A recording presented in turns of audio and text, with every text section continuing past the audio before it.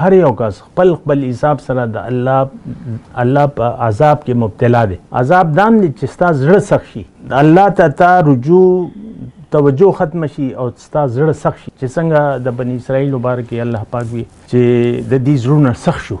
ثم قست قلوبکم، زړونه ستا سخت شو، نو دام یو عذاب دی کنه. ګوره مدینه ته حضور صلی الله علیه وسلم تشریف راوړو، آزاړه مسلمانان موجود و، يهوديان د موسی علیه السلام پیروکارو وی پیژندو، او دونه زړه سخت شوی چې هغې باندې ایمان راونړو.